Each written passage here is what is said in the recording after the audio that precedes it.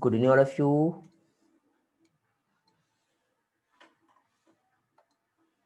Good evening, Pragati. Good evening, Zanvi, Sujal, Vedanti. Good evening, Riddhi. Good evening, Gaurav, Aniket, Vaishnavi. Good evening, Kalas, Aishwarya. Good evening Krishni. ये कृष्णी बेटा आपका real name क्या है बेटा?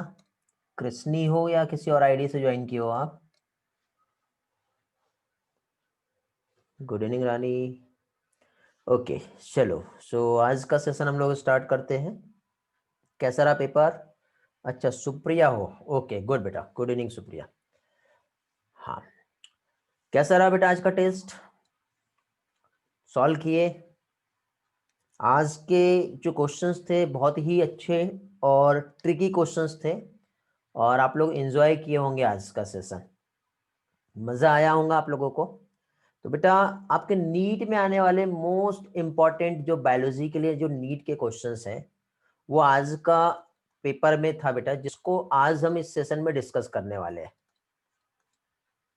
Okay very good. Good कस्तूरी. उम्मीद करता हूं यदि बेटा आज के इस पेपर में आप लोग 340 तक के जाते हो तो ये मान के चलो कि आप फाइनली नीट के एग्जाम में सिलेक्शन की कैटेगरी में हो. नहीं जाते हो तो ये सोच लो बेटा कि आपको नीट के लिए जो भी क्वेश्चंस है और भी ज्यादा अच्छा प्रैक्टिस करना बहुत जरूरी है. ठीक है, जितनी अच्छी प्रैक्टिस कर सकते हो आप लोग प्रैक्टिस करो, नहीं तो फिर प्रॉब्लम हो सकती है. ठीक, तो कोई बात नहीं. 340 तक के यदि कोई नहीं भी जा पा रहा है तो एटलीस्ट 300 प्लस में तो आपको जाना ही है. जो इसके बिलो आ रहा है वो डेंजर जोन में है, पहले मैं बता रहा हूँ. Okay anatomy of flowering plant से क्वेश्चन नहीं थे बेटा, मॉर्फोलॉजी ऑफ फ्लावरिंग प्लांट से क्वेश्चन थे. बहुत से स्टूडेंट का पढ़ के हो गया है, कुछ बैच में चैप्टर कंप्लीट भी हो गया है. ठीक है, तो जनरली कंसेप्ट के बेसिस पे 2 से 3 क्वेश्चन ऐड किए हुए हैं उसमें. चलो तो आज के सेशन में हम लोग डिस्कशन में वो सारा पार्ट हम देख लेंगे क्या क्या चीजें वहां पर है. ओके सो स्टार्ट करते हैं. लगता है आज सभी लोग दशहरा मनाने में बिजी है. आज बहुत कम स्ट्रेंथ मुझे दिखाई दे रही है. ऐसे ही है क्या?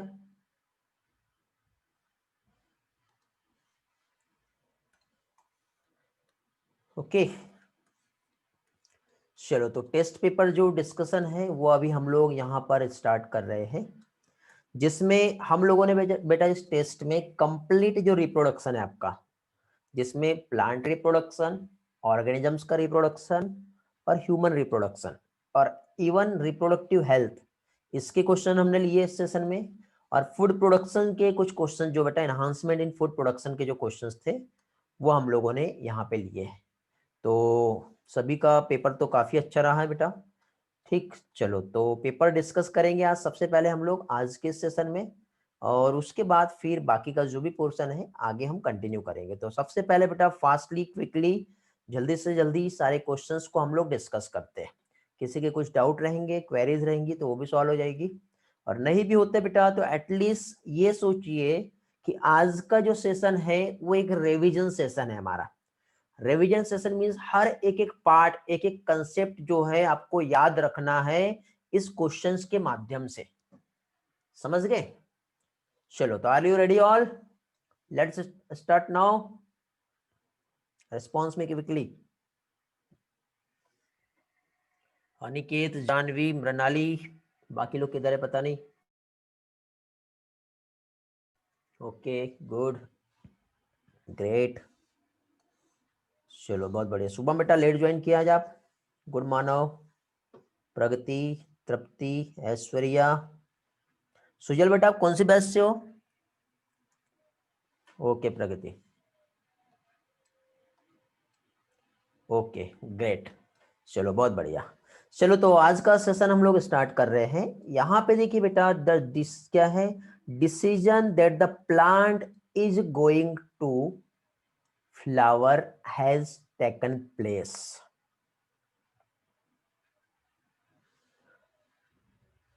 थंब नहीं दिखता है बेटा दुष्यंत. हैंड रेज का ऑप्शन दिया है, सिर्फ वही दिखता है. ओके चलो तो देखिए बेटा, यहाँ पे ये क्वेश्चन तो बहुत इजी है और डायरेक्टली ये आपका जो है एनसीईआरटी का पेज नंबर 20 जो है, जिसमें जो थर्ड पैराग्राफ दिया है, pre fertilization structure and event, यहां से लिया हुआ है। तो इसमें देखिए डायरेक्टली दिया हुआ है कि much before the actual flower is seen on a plant. ठीक है, फ्लावर जो है प्लांट में, जो एक्चुअल फ्लावर जो सीन होता है, तो ये डिसीजन है the plant is going to flower has taken place. ठीक है, तो इसका डायरेक्टली स्टेटमेंट के बेसिस पे यहाँ पे इसका आंसर आता है। तो इसमें डिस्कशन जैसा कुछ भी नहीं है।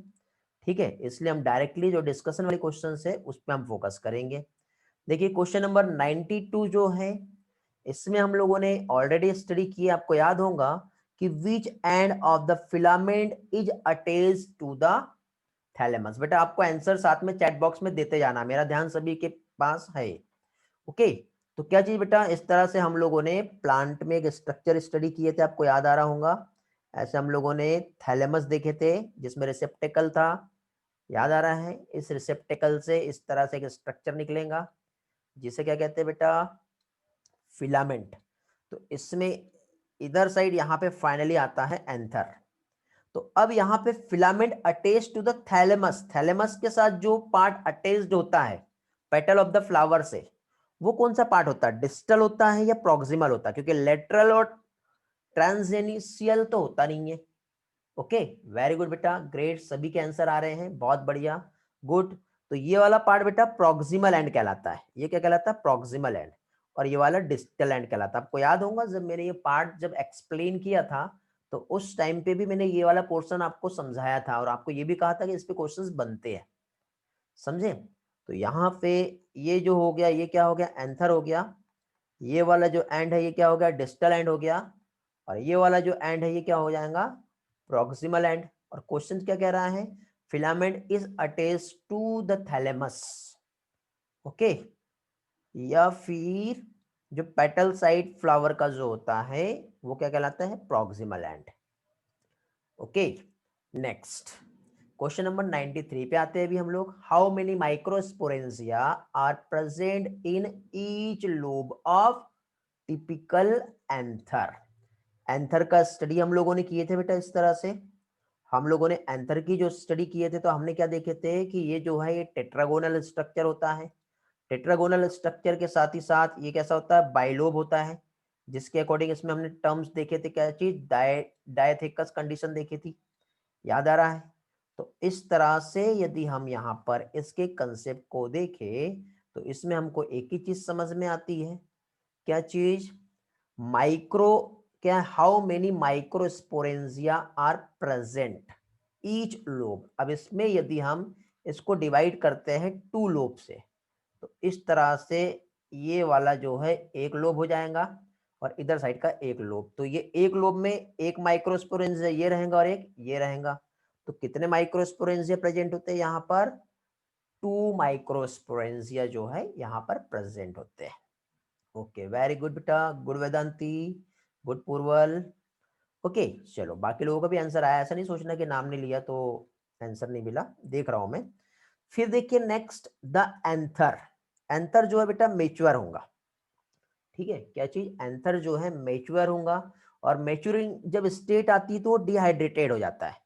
और डिहाइड्रेटेड हो जाता है तो उसमें इनसाइड में जो होता है एंथर के, यदि हम देखें तो ऐसा टेट्रागोनल स्ट्रक्चर जो यहाँ पर प्रेजेंट है, तो क्या होगा, मेच्योरेशन स्टेज के बाद ये डिहाइड्रेटेड होने के बाद पॉलन ग्रेन्स जो होते हैं, क्या चीज, एंथर में जो प्रेजेंट होते हैं, क्या चीज, पॉलन ग्रेन्स, ये क्या हो गए, वहां से डिसोसिएट हो जाते हैं।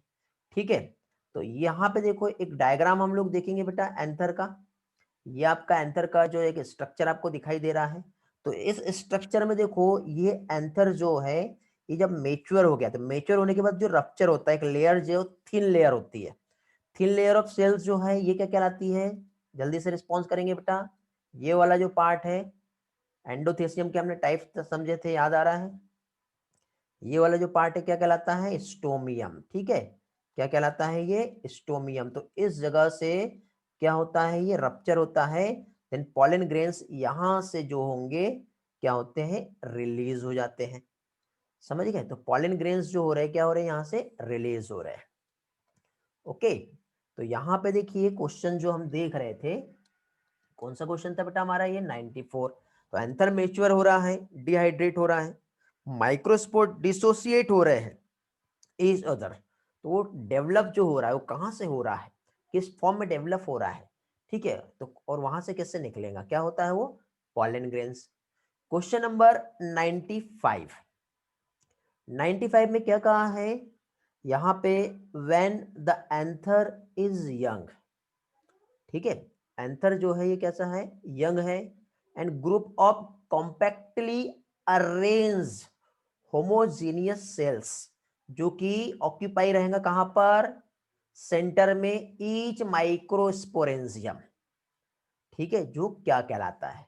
तो देखो इस तरह से टेट्रागोनल स्ट्रक्चर हम लोगों ने जो स्टडी किए थे, तो इस तरह से एंथर जब यंग होता है और group of compactly arrange cell जब इसमें प्रेजेंट होती है, जो कि इसके सेंटर में यहाँ पर प्रेजेंट होगा, तो सेंटर में यहाँ पे जो सेल्स प्रेजेंट होंगी, इस सेल्स को क्या कहते हैं बेटा, वेरी गुड, क्या कहलाता है ये कहलाता है स्पोरोजीनियस टिश्यू, जिससे क्या होगा, माइक्रोस्पोर टेट्राड का फॉर्मेशन होगा। ओके, क्वेश्चन नंबर 96 बहुत अच्छा और बहुत ट्रिकी क्वेश्चन है बेटा ये, ठीक है। जिन लोगों ने ये क्लास अटेंड किए होंगे उनको ये बहुत अच्छे से समझेगा कि डायग्राम में स्ट्रक्चर ए और बी जो है ये किस चीज को रिप्रेजेंट कर रहा है। कुछ लोग कंफ्यूज हुए होंगे यहाँ पे एग और सिनर्जिड को लेकर के। वेरी गुड बेटा, देखिए मुझे आंसर सबसे पहले आप बताएंगे, पोलैरिटी जो होती है, ये आप आंसर देंगे बेटा। पोलैरिटी जो होती है, एक तो एग में कैसी होती है, और दूसरा सिनर्जिड जो है इसमें कैसा होता है पोलैरिटी। रिस्पॉन्स करेंगे, देखते हैं कितने लोगों को याद है।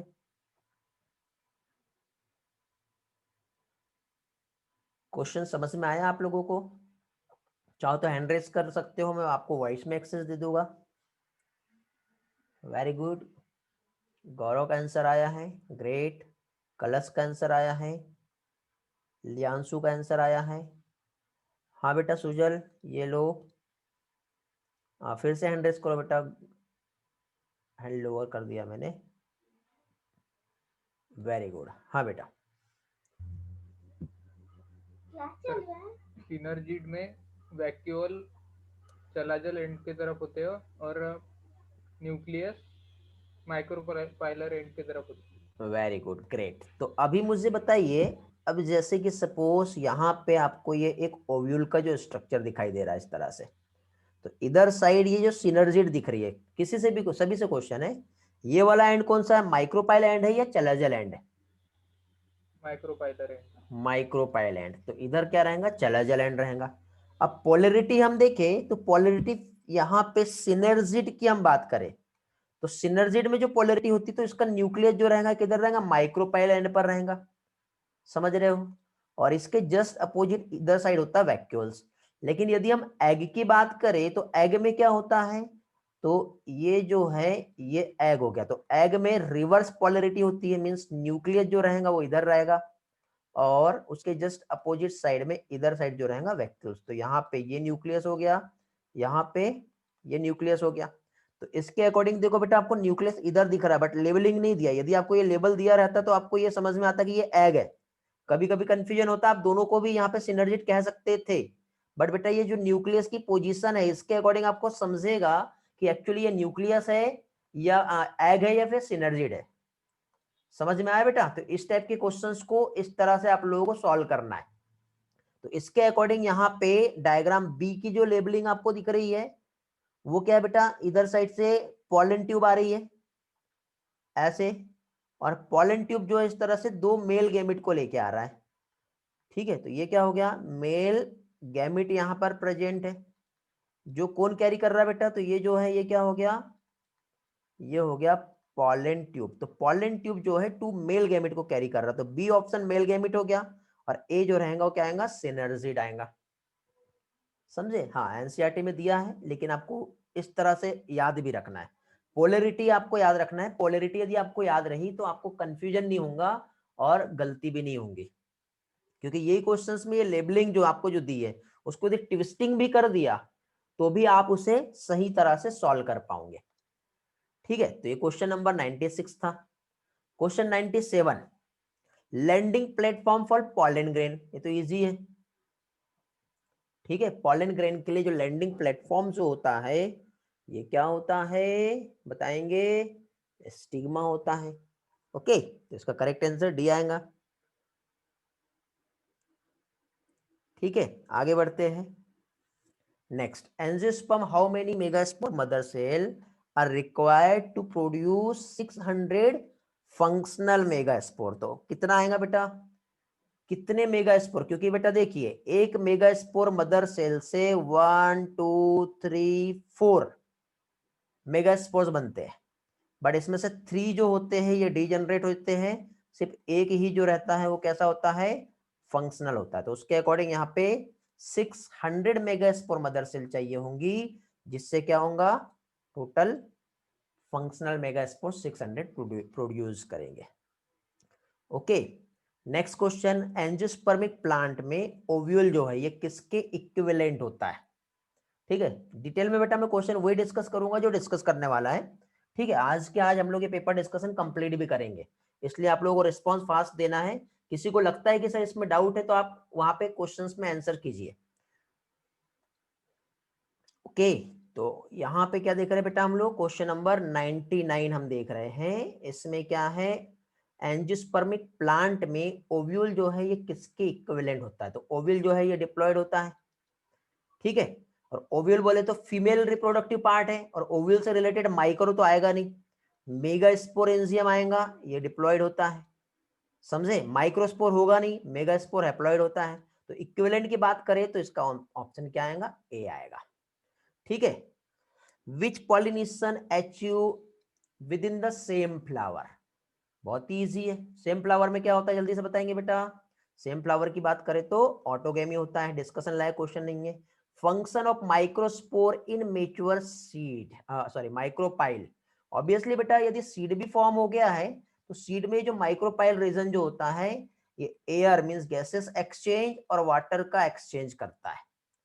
समझे, क्या चीज, वाटर और क्या कह सकते हैं हम लोग, एयर का एक्सचेंज करता है। तो इसका करेक्ट आंसर क्या आएगा, 101 का सी आंसर आएगा। Very good, great. Monoecious plant prevent, ये थोड़ा सा कंफ्यूजिंग है, बट यहां पे क्या चीज, हाँ ओव्यूल बोला होता तो आंसर चेंज होता। गुड, 102 अंडरस्टैंड नहीं हुआ, ठीक है बता देता हूं बेटा। देखिए मोनोसियस प्लांट, मोनोसियस प्लांट मतलब ये एक प्लांट है, इस प्लांट में ये एक फ्लावर है और ये एक फ्लावर है। ठीक है, अब इस प्लांट के जो फ्लावर है यहाँ पे इस तरह से रिप्रोडक्टिव ऑर्गन है। तो यहाँ पे ये जो फ्लावर है ये मेल फ्लावर हो गया, और ये जो फ्लावर है ये हो गया फीमेल फ्लावर। तो इस टाइप के यदि क्वेश्चंस आए तो अब देखो बेटा एक सिंगल प्लांट है, ये प्लांट है, समझे, एक प्लांट में दो टाइप के फ्लावर, दोनों भी अलग अलग टाइप के फ्लावर है। तो इस फ्लावर में कहीं से कहीं तक के आपको ऑटोगेमी जो है वो देखने को मिलेगा क्या, नहीं, क्योंकि क्या है, बाइसेक्सुअल फ्लावर नहीं है, बाइसेक्सुअल प्लांट है बेटा ये। समझे, मोनोसियस मतलब ऐसा प्लांट जहां पे मेल फ्लावर फीमेल फ्लावर दोनों भी प्रेजेंट होगा। समझ गए, तो इसके अकॉर्डिंग यदि हम देखें तो इसमें ऑटोगेमी तो कहीं से कहीं तक के यदि देखा जाए, क्या कहा है, ऑटोगेमी तो कहीं से कहीं तक के नहीं होंगी, बट जिटेनोगेमी यहां पे होगा। ओके, बताओ आंसर क्या आएगा अभी इसमें,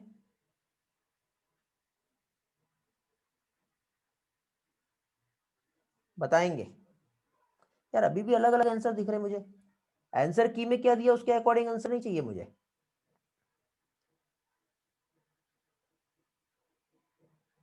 क्या प्रिवेंट होगा ये पूछा, ये भी याद रखना बेटा। तो क्या प्रिवेंट हो रहा है बताओ, ऑटोगेमी प्रिवेंट हो रहा है, बट जिटोनोगेमी हो रहा है। तो क्या हो रहा है यहाँ पर, only autogamy but not जिटोनोगेमी।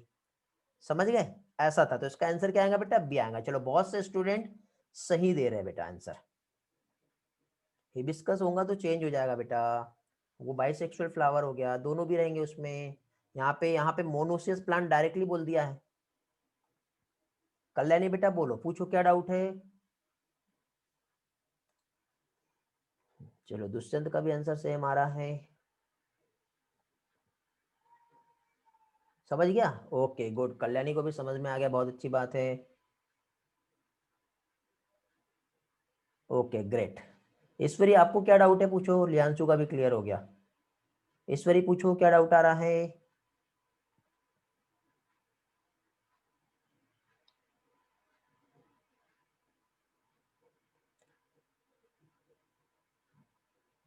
Bisexual flower में देखिए बेटा, ये कंडीशन बहुत एक्सेप्शन कंडीशन में बनती है। बाइसेक्सुअल प्लांट में बाइसेक्सुअल फ्लावर हो सकता है, बट यहाँ पे मोनोसियस प्लांट की यदि बात करें तो मोनोसियस प्लांट हम कब कहेंगे, जब उसमें दोनों भी क्या चीज, फ्लावर तो है, बट यहाँ पे इस कंडीशन पे आपका ये वाला ऑप्शन जो है वो मैच करता है, क्योंकि आप इसी में यदि देखोगे तो ये कंडीशन आप देख सकते हो, इसमें दोनों भी जो है फ्लावर है, बट यहाँ पे ये अप्लाई कर रहा है एक जगह पे और एक जगह पे नहीं हो रहा है, तो उसके अकॉर्डिंग आप कौन सी जगह को मानोगे, जो नहीं हो रहा है उसको मानोगे, क्योंकि वो एक एक्सेप्शन है।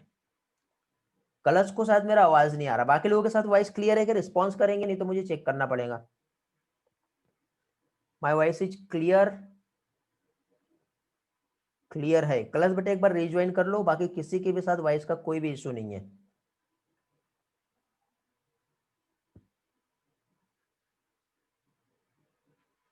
मोनोसिस फ्लावर ही तो बताया ना बेटा मैंने।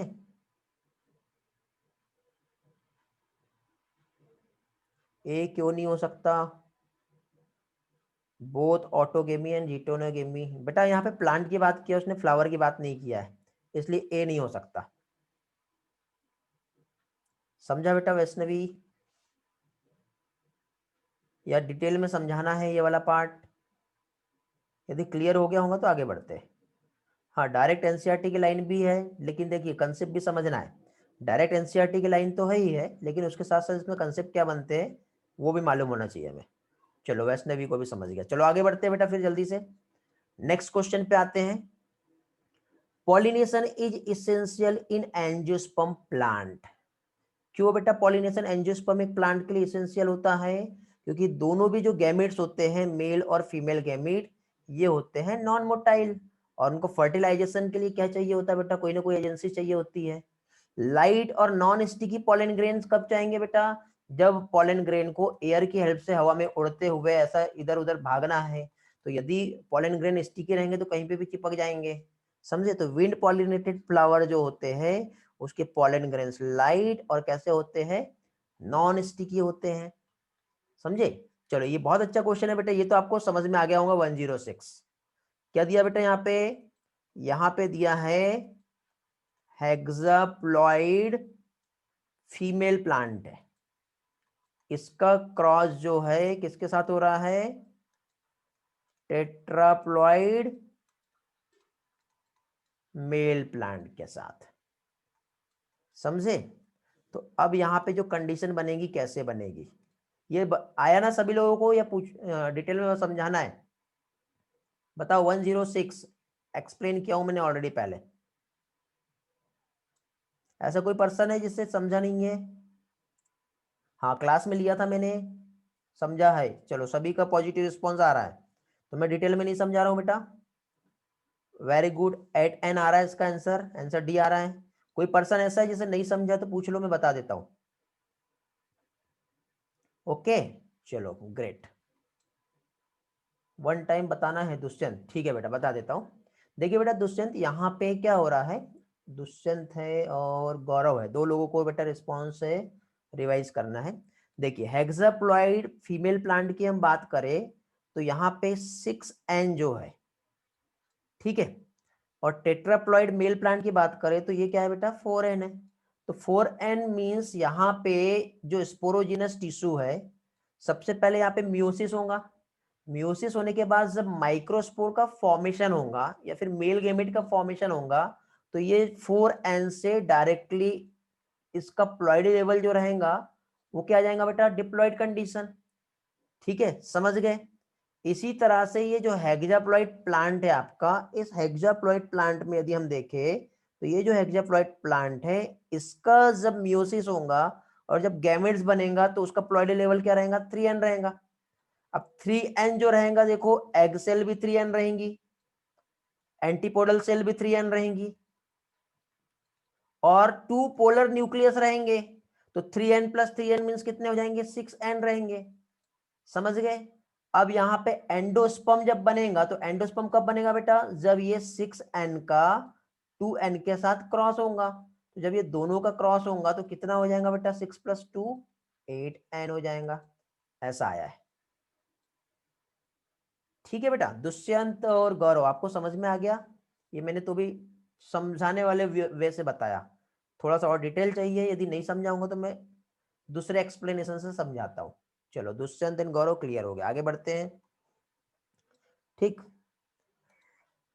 Find out the correct ploidy nature ABC। Egg cell का प्लॉइडी जो होता है ये हैप्लॉइड होता है, ठीक है, मीन एन रहेगा। एम्ब्रियो जो रहेगा डिप्लॉइड हो जाता है, 2n रहेगा। एंडोस्पर्म जो रहेगा वो क्या रहेगा, 3n रहेगा।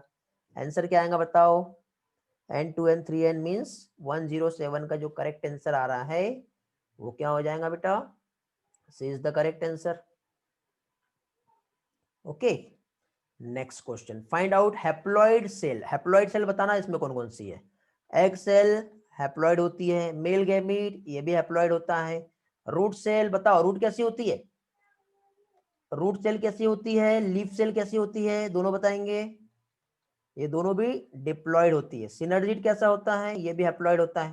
तो 1 2 3। और एंटीपोडल कैसा होता है ये भी बताओ, एंटीपोडल भी हैप्लॉइड होता है। आंसर क्या आएगा इसमें, क्या क्या आ रहा है बेटा, 1 2 5 एंड 6 कौन सा है, 1 2 5 6 करेक्ट आंसर कौन सा आ रहा है बताओ, 108 का डी आ रहा। 109 डायरेक्ट एनसीईआरटी का ही डायग्राम है। ये जो है आपको जो दिखाई दे रहा है ये कैसा बेटा, ग्लोबुलर एम्ब्रियो है, समझे। ये जो है ये कैसा है, ग्लोबुलर एम्ब्रियो है, तो इसमें कोई ज्यादा दिमाग नहीं लगाना है। टेस्ट ऑफ सीड, अब हम लोगों ने, आपको याद होगा इंटेग्यूमेंट पढ़े थे हमने, क्या पढ़े थे हम लोगों ने, इंटेग्यूमेंट। और इंटेग्यूमेंट जब मेच्योर होता है तो ये क्या फॉर्म करता है बेटा, सीड कोट फॉर्म करता है। ठीक है, क्या फॉर्म होगा, सीड कोट। अब सीड कोट जो है तो इसमें 2 लेयर बनती है सीड कोट की, जो आउटर इंटेग्यूमेंट होता है और एक इनर होता है। अब आउटर वाला जो है वो क्या कहलाता है, टेस्टा कहलाता है, और इनर वाला जो है वो क्या कहलाता है, टैगमेन कहलाता है। ओके, अब हमें क्या बोला है, टेस्टा बोला है। और टेस्टा ऑफ सीड कोट की हम बात करें तो ये क्या होता है बेटा, ये होता है आउटर इंटेग्यूमेंट ऑफ ओव्यूल। समझे, चलो वेरी गुड बेटा, रिस्पॉन्स सभी के साथ ही साथ मिलते जाना चाहिए मुझे, ठीक है, वेरी गुड, चलो ग्रेट। चलो आपका प्रिपरेशन बहुत अच्छा चल रहा है बेटा, रिस्पॉन्स आप दोगे तो ये मान के चलो कि आप एक्टिव रहोगे क्लास में, और क्लास लेक्चर बोर नहीं लगेगा आपको, समझे। और रिवीजन अच्छे से हो जाएगा। ये मत सोचो कि हमारा ये अच्छा है तो हम छोड़ देते हैं, क्योंकि सिली सिली जो मिस्टेक्स जो होती है ना बेटा, वो बहुत प्रॉब्लम क्रिएट करती है। तो ये जो रिवीजन है, रिवीजन ही डिवीजन है, लाइफ में हमेशा याद रखना, ठीक है। लाइफ में आगे बढ़ना है तो रिवीजन बहुत जरूरी होता है। चलो क्वेश्चन नंबर 111 देखेंगे अभी हम। 111 जो है, आपको याद होगा हम लोगों ने मिमिक्स पढ़े थे। किसका मिमिक्स पढ़े थे हमने, बताओ, मेरे क्वेश्चन का आंसर दो पहले। मिमिक्स क्या होता है, सेक्सुअल रिप्रोडक्शन का मिमिक्स। तो एस्टेरिएसी और ग्रासेस जो फैमिली होता है, इसमें एक स्पेशल मैकेनिज्म्स होती है बेटा।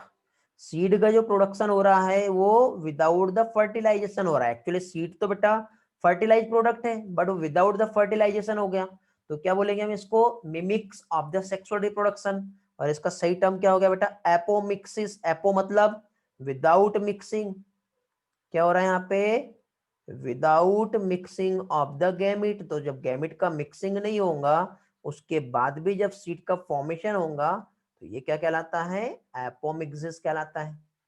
ठीक है, वेरी गुड। अब साइट्रस और मैंगो की हम बात करें बेटा, आप कोई भी प्लांट की बात करो, एम्ब्रियोसेक का फॉर्मेशन जो है वो न्यूक्लियस से ही होता है, समझे। चलो पॉली एम्ब्रियोनी की हम बात करेंगे तो वहां पे न्यूक्लियस सेल इन्वॉल्व होती है। कोकोनट वाटर यदि हम देखें तो कोकोनट वाटर की बात कर रहे हैं बेटा। एक मैंने आपको कोपरा पढ़ाया था, याद है? कोपरा क्या होता है बताओ, टर्म मालूम होना चाहिए। कोपरा क्या है?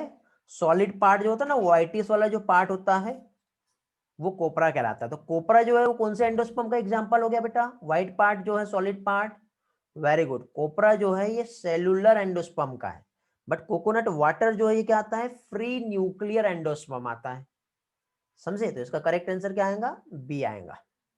चलो आगे बढ़ते हैं क्वेश्चन नंबर 114 पे। विच of the following endosperm persist in the mature seed? Okay, answer की में गलत दिया है, ये नोट करके रखेंगे, बाद में मुझे सेंड करेंगे, ठीक है? करेक्शन करवा दूंगा मैं आप लोगों का। ओके, चलो तो देखिए यहाँ पे एंडोस्पर्म परसिस्ट होता है। तो देखो एंडोस्पर्म जो होता है बेटा, ये क्या होता है? फूड लेडन टिश्यू होता है जो सराउंडिंग द एम्ब्रियो देखने को मिलता है, ठीक है? तो इसकी प्रेजेंस और एब्सेंस के अकॉर्डिंग सीड के टू टाइप होते हैं। टू टाइप कैसे होंगे? एक तो बेटा जिसमें एंडोस्पर्म प्रेजेंट होता है तो वो एंडोस्पर्मिक सीड कहलाता है, और एक जिसमें प्रेजेंट नहीं होता है वो क्या कहलाएगा? नॉन एंडोस्पर्मिक सीड कहलाएगा। तो नॉन एंडोस्पर्मिक को एक्स एल्बुमिनस भी कहते हैं, जैसे ग्राम, पी, ग्राउंडनट जो होता है। इसमें एंडोस्पर्म जो होगा क्या होगा? ये हम देखें, इसमें ग्राम भी आता है। इसमें एंडोस्पर्म जो रहेगा वो क्या होगा बेटा? कंप्लीटली कंज्यूम हो जाएगा। इसमें एंडोस्पर्म जो है कंप्लीट क्या हो गया? कंज्यूम हो गया। अब कंप्लीटली जब कंज्यूम हो गया तो उसमें एंडोस्पर्म देखने को नहीं मिलेगा। तो इस टाइप के जो सीड हो क्या कहलाते हैं? नॉन एंडोस्पर्मिक सीड कहलाते हैं। बट कास्टर की हम बात करें, नॉट ओनली कास्टर, कास्टर के अलावा एग्जांपल बताएंगे जल्दी से, क्या आता है? जल्दी से बताओ बेटा, कास्टर के अलावा और क्या क्या आता है? याद है किसी को? वेरी गुड, कास्टर, मेज, बार्ली, वीट, ठीक है? तो यहां पे जो है ये कैसे होते हैं बेटा? इसमें एंडोस्पर्म परसिस्ट होता है। तो ये कैसे कहलाएंगे? ये कहलाएंगे एंडोस्पर्मिक सीड कहलाते हैं। ये क्या कहलाते हैं? Endospermic seed. तो स्पेशली जैसे मोनोकॉट और कास्टर बीन जो होता है ये डाइकॉट होता है, ये याद रखना बेटा। जनरली मोनोकॉट और कास्टर बीन जो होता है वो क्या होता है? डाइकॉट होता है। इसमें एंडोस्पर्म कंज्यूम नहीं होता है, और नहीं होगा जब कंज्यूम तो मेच्योर सीड में ये परसिस्ट कर जाएगा, और जब परसिस्ट कर जाएगा तो ये एंडोस्पर्मिक या एल्बुमिनस सीड कहलाते हैं। समझे? तो फूड जो स्टोर रहेगा वो कहां पर रहेगा? एंडोस्पर्म में रहेगा। ओके, समझ में आ गया? 113 में करेक्शन है क्या बेटा? 113 कौन सा था? हाँ बेटा, रिद्धि 113 में आंसर बी आएगा। इसमें करेक्शन है, नोट करके रखेंगे। ओके, चलो ये वाला डेफिनेशन मैंने लास्ट टेस्ट में भी आपसे पूछा था बेटा। देखिए पहली चीज तो यहां से ये एक प्लांट ग्रो कर रहा है, ठीक है? अब ये प्लांट ग्रो करने के बाद कुछ यहां से ऐसी ब्रांचेस निकलेंगी और फिर आगे जाके फिर से एक प्लांट ग्रो करता है, फिर कुछ ऐसी ब्रांच निकलेंगी, फिर आगे चल के फिर से एक प्लांट ग्रो करता है। तो ये जो होता है बेटा स्टोलन नहीं आएगा, ये कहलाता है रनर। ये क्या कहलाता है? रनर। दूब ग्रास जो होती है वहां पर रनर होता है, ठीक है? अब जैसे ये प्लांट है, ये प्लांट अंदर से जाके ऐसा ग्रो करता है, फिर आगे बढ़ता है, ठीक है? फिर आगे जाएगा तो फिर से नीचे से ऐसा होके फिर करेगा, तो ये कहलाता है सकर। लेकिन यहां पे क्या बोला है? Slender lateral branch arise from the base, ठीक है? बेस से तो अराइज हो रहा है, ठीक, बेस ऑफ मेन एक्सिस, फिर आफ्टर ग्रो एरियली, एरियल में जा रहा है वो। समझे? तो अब देखिए यहाँ पे यदि हम इसे देखें तो क्या होगा इसमें इस तरह से, तो इसमें यहाँ पे ये ब्रांच निकली, फिर ऐसा के ऐसा हवा में उड़ के फिर आई, फिर आ रहा, तो ये कहलाता है बेटा स्टोलन। ये वाला था रनर, ये वाला था सकर, ये वाला रहेगा क्या? स्टोलन। और इस तरह से यदि ऐसा बंच में जो जलकुंभी होता है ना, वाटर लिली देखे, तो ये कहलाता है ऑफसेट। ये सारा डेफिनेशन बेटा आपके 11th के एनसीईआरटी में दिया हुआ है। 114 का आंसर डी है, 115 का आंसर बी है। क्लियर हो गया? ओके, किसी को कुछ पूछना है अभी इसके अलावा? और अनिकेत, वेरी गुड बेटा, आपने आंसर सॉल्व किया इसका, बहुत अच्छी बात है। अंडरग्राउंड स्टेम स्टोर फूड, ठीक है, इन द फॉलोइंग एक्सेप्ट, इसका आंसर देंगे बेटा, क्या आएगा? सारे तो स्टेम के मॉडिफिकेशन है, बट पोटैटो, जामीकंद और कैलोकेसिया ये बेटा स्टेम है जो अंडरग्राउंड फूड स्टोर होता है, बट शुगर केन जो होता है वो बाहर साइड स्टोर करता है फूड का। तो आंसर इसका डी आएगा। According to given diagram find out, ये आपका बेटा ये जो 2-3 क्वेश्चन जो है ये प्लांट मॉर्फोलॉजी वाले चैप्टर से लिए गए हैं, बट ये इससे कनेक्टेड है हमारे इस चैप्टर से, ठीक है, इसलिए आपको इसका आंसर दिया। तो देखो बेटा ओवरी जो है क्या होती है, देखो ये मैं यहाँ पे ये जो बना रहा हूँ ये ओवरी बना रहा हूँ, ठीक है, ये ओव्यूल है और ये इसके अंदर ओव्यूल है, ये ओवरी है। ओवरी का जो पोजीशन होता है बेटा 3 टाइप का होता है। इस तरह से देखो ये जितने भी अपेंडेजेस है नीचे से निकल रहे हैं, तो ये ओवरी का पोजीशन हो गया सुपेरियर। यहाँ से जितने भी फ्लोरल अपेंडेजेस जो निकल रहे हैं ऊपर से निकल रहे हैं, तो ये ओवरी का पोजीशन हो गया इंफेरियर। और यदि इस ओवरी के साइड से निकलते हैं तो ये हाफ सुपेरियर और हाफ इंफेरियर होता है, जिसको पेरिफेरल कहते हैं, समझे? तो यहाँ पे आपको जो डायग्राम दिख रहा है बेटा ये ओव्यूल मतलब ओवरी ऊपर है और सारे के सारे नीचे आ रहे हैं। तो इस टाइप का ओवरी जो हो गया वो कैसा हो गया बेटा, ये हो गया सुपेरियर ओवरी। और सुपेरियर ओवरी मींस क्या होता है बेटा, हाइपोगाइनस, गाइनोसियम के सारे नीचे आएगा। सुपेरियर ओवरी किधर गया, ये वाला आएगा आंसर। करेक्ट आंसर जो रहेगा 117 का सी रहेगा, ओवरी सुपेरियर है और हाइपोगाइनस है, ठीक है। तो तीनों भी टर्म मैंने आप लोगों को समझा दिया बेटा, सुपेरियर क्या होता है, पेरिफेरल ओवरी क्या होता है, हाफ सुपेरियर और हाफ इंफेरियर क्या होता है, समझ में आ रहा है ना? हाँ बेटा ये पढ़ाऊंगा मैं चैप्टर, टेंशन ना लो, लेकिन कंसेप्ट अभी से समझते हुए चलो, ओके। चलो अब ये वाला पार्ट भी बेटा मैं आपको डायरेक्टली एक स्क्रीन आपको अपना जो एक बुक शेयर करता हूँ पहले तो, और उसमें ही समझाता हूँ क्या होता है ये। देखिए match the following choose correct option. यहाँ पे देखो डायएडेल्फस एंड्रोसियम क्या होता है, मोनोएडेल्फस, इपीपेटलस, इपीफाइलस। यहाँ पे फैबेसी, सोलेनेसी, लिलिएसी और मालवेसी फैमिली दिया हुआ है। ये भी बेटा प्लांट मॉर्फोलॉजी वाला जो यूनिट है, कौन सा, प्लांट मॉर्फोलॉजी वाला चैप्टर, वहां से लिया हुआ है, ठीक। हाँ ये वाला अंडरस्टैंड नहीं हुआ है आपको, लियांशु कौन सा, क्वेश्चन नंबर 118 क्या क्वेश्चन नंबर के साथ भेजा करो मुझे। हाँ समझा दे रहा हूं बेटा क्या है। देखो बेटा मोनो एडेल्फस मतलब क्या होता है, जैसे कि जो एंड्रोसियम है, एंड्रोसियम सिर्फ एक ही होते हैं, तो ये मोनो एडेल्फस कंडीशन होती है। डायएडेल्फस मतलब इस तरह से एंड्रोसियम जो है स्टामेन जो होता है एक, और इसी के साथ ऐसे 2 स्टामेन जो होते हैं, तो ये क्या हो जाते हैं, डायएडेल्फस हो जाते हैं। इपीपेटलस जो होता है आपने देखना जनरली कैलिक्स, कोरोला, एंड्रोसियम और गाइनोसियम हम देखते हैं तो वो आपस में एक दूसरे को ओवरलैप करते हैं, चिपके हुए रहते हैं, ठीक है। तो वो कंडीशन इपीपेटलस और इपीफाइलस ये हम समझ रहे हैं, ठीक है क्या होता है। मैं आपको अभी यहाँ पे डायरेक्टली डेटा शेयर कर रहा हूँ, ठीक है। ये हमारा देखो एनसीईआरटी है, ठीक। अब इस एनसीईआरटी से ये जो क्वेश्चन पूछा हुआ है जो मैंने आप लोगों से डायरेक्टली, पहले तो देखो फैबेसी फैमिली है, फैबेसी फैमिली में एस्टामेन का पोजीशन जो है वो कैसा है वो हम देखेंगे। तो एंड्रोसियम टोटल कितने रहेंगे बेटा, 10 रहेंगे, ठीक है। फैबेसी फैमिली देख रहे हैं, तो फैबेसी फैमिली में टोटल 10 जो है, यहाँ पे स्टामेन प्रेजेंट है। स्टामेन कितने हैं, 1 2 3 4 5 ऐसे 9, तो 9 इधर रहेंगे और एक इधर रहेगा, ऐसा मतलब 9 जो है साथ में लगे हुए हैं और एक अलग से अरेंज हुआ है। तो इस तरह से ये कंडीशन क्या है, 2 है, मतलब 9 + 1 का अरेंजमेंट कहते हैं उसको। तो ये कहलाता है डायएडेल्फस, क्या कहलाता है, डायएडेल्फस।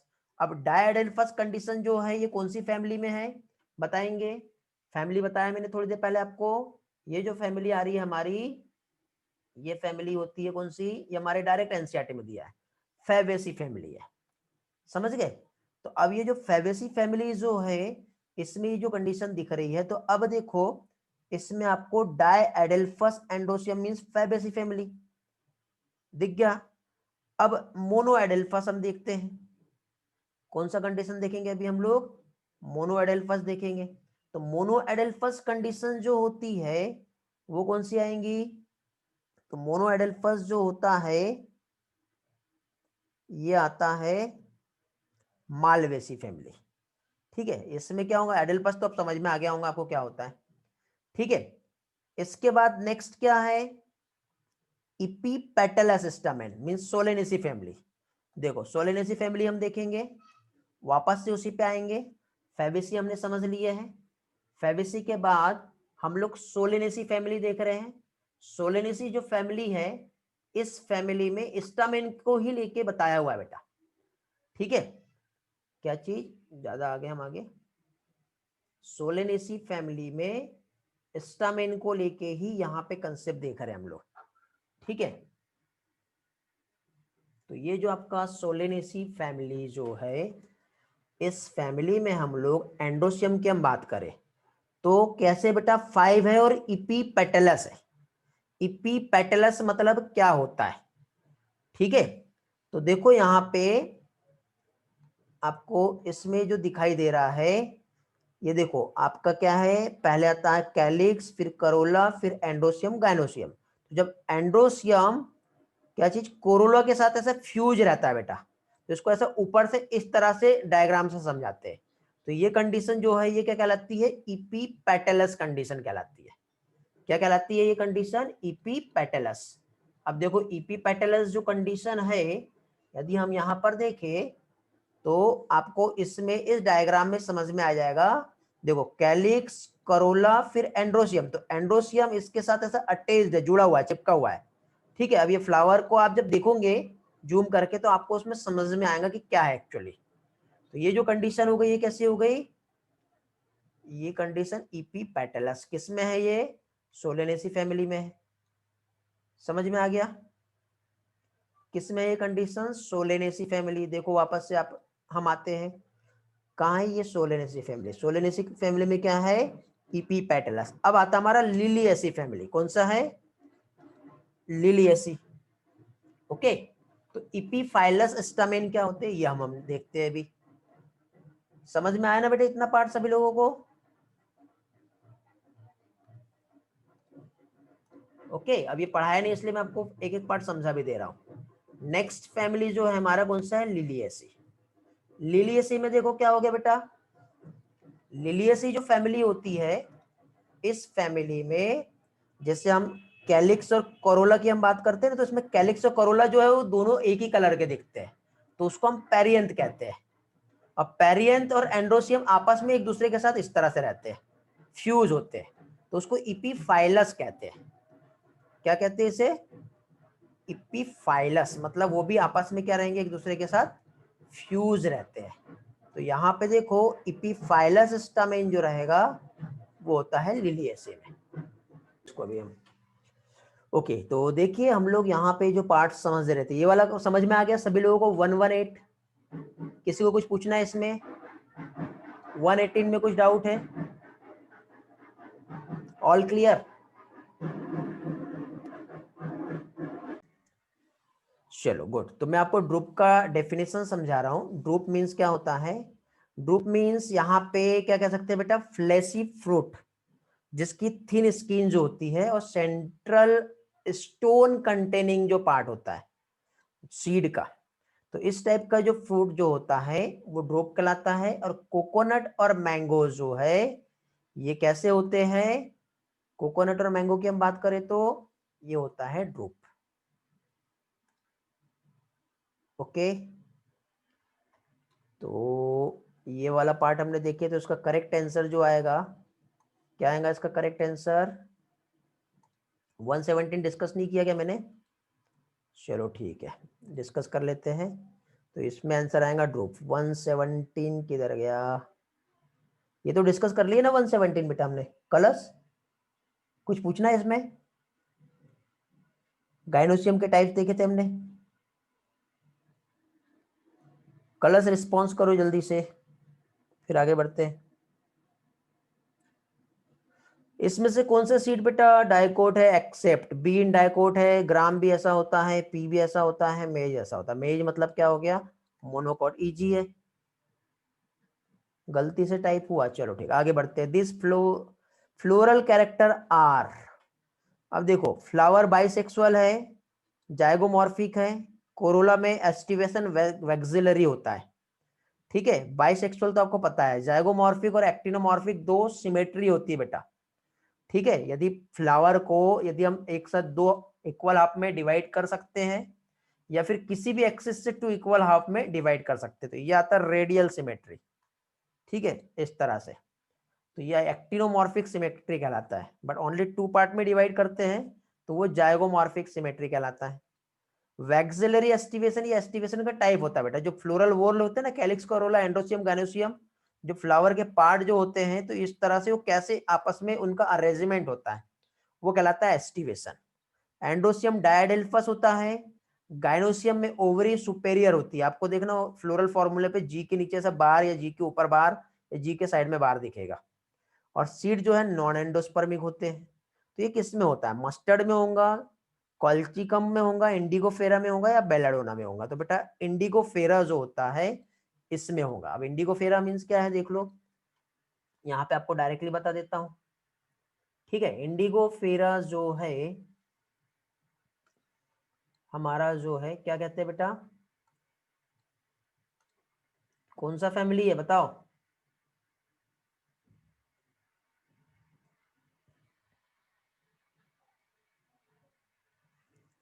रिस्पॉन्स करेंगे, कौन सा फैमिली है, सोलेनेसी है या फैबेसी है?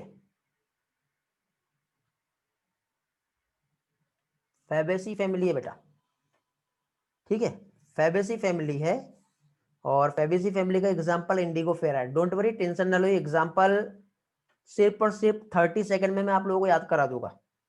ठीक है, ये सारे एग्जांपल आपको याद हो जाएंगे कौन सी फैमिली से बिलोंग करते हैं एक साथ। ठीक, अभी फिलहाल कंसेप्ट समझो। तो इंडिगोफेरा, ठीक, इंडिगोफेरा के साथ ही साथ देखिए यहाँ पे क्या है, वैक्सिलरी एस्टिवेशन आपको दिखाई दे रहा है। ओके, वैक्सिलरी एस्टिवेशन है, डायडेल्फस कंडीशन बताई है, दिख रहा है ना।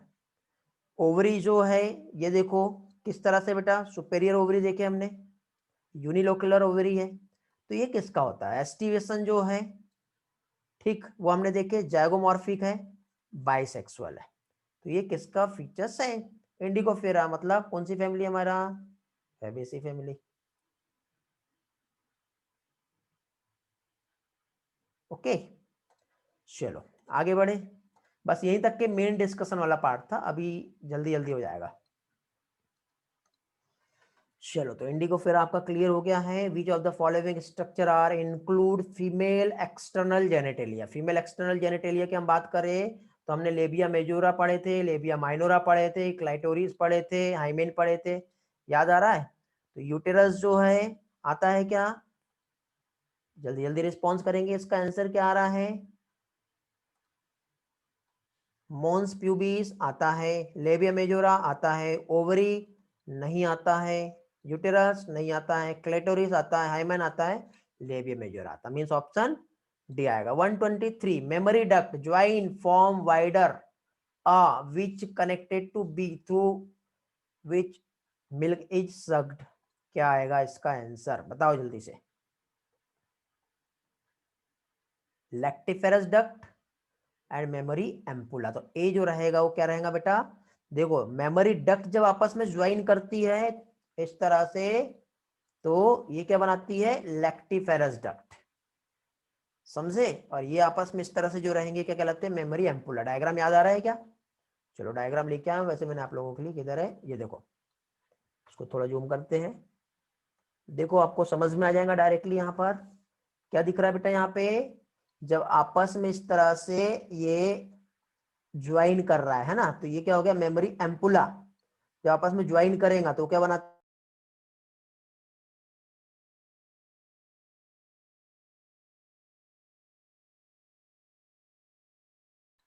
Okay just wait, network issue आया था बेटा। डायग्राम मैंने डिस्प्ले किया था, आप लोगों को दिखाई दिया था, या फिर से डिस्प्ले करूं, रिस्पॉन्स करेंगे जल्दी से। मैंने ये वाला जो डायग्राम है ये आपको समझाया, हाँ नहीं हुआ डिस्प्ले, देखो। तो यहाँ पे क्या है बेटा, एम्पुला आपस में ज्वाइन होके क्या बनाता है, लैक्टिफेरस डक्ट बनाता है। ठीक है, ये आपका एनसीईआरटी का डायग्राम है। ठीक, हमने देखे थे मेमोरी लूब होते हैं, एल्वियोलाई होती है, इधर साइड रिप्स रहता है, मेमोरी एल्वियोलस जहाँ पे क्या है स्टोर होता है मिल्क, फिर मेमोरी डक्ट बनती है जो आपस में जाके क्या है एम्पुला फॉर्म करता है और आपस में मर्ज होकर लैक्टिफरस डक्ट बनती है जो निप्पल से होते हुए मिल्क जो है इजेक्ट होता है। क्वेश्चन क्या पूछा है बेटा यहाँ पे, मेमोरी डक्ट जब आपस में ज्वाइन करती है, ठीक है, सेवरल मेमोरी डक्ट, तो वो क्या कहलाएगा, लैक्टिफेरस डक्ट, जो किससे कनेक्ट होता है, तो कनेक्टेड होता है मेमोरी एम्पुला से, जो कि मिल्क जो है उसको क्या कर रहा है, सक कर रहा है। करेक्ट आंसर क्या आएगा इसका, सी आएगा। ओके, सेमिनल प्लाज्मा मीन सीमेन, सीमेन में क्या रहेगा, प्रोस्टेट फ्लूइड भी रहेगा, सेमिनल फ्लूइड भी रहेगा, और जल्दी बताओ एक और कौन सा आएगा, क्वेश्चन नंबर 1424 बल्बोइरेथ्रल ग्लैंड रहेगा। ओके, तो आंसर क्या आएगा इसका, आंसर हो जाएगा इसका B. Next, releasing of sperm from seminiferous tubule, spermiation कहलाता है ये। ओके, 123 का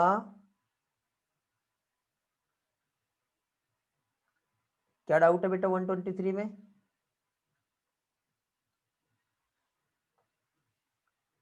वन 123 का बी है, मैंने कुछ गलत बता दिया क्या?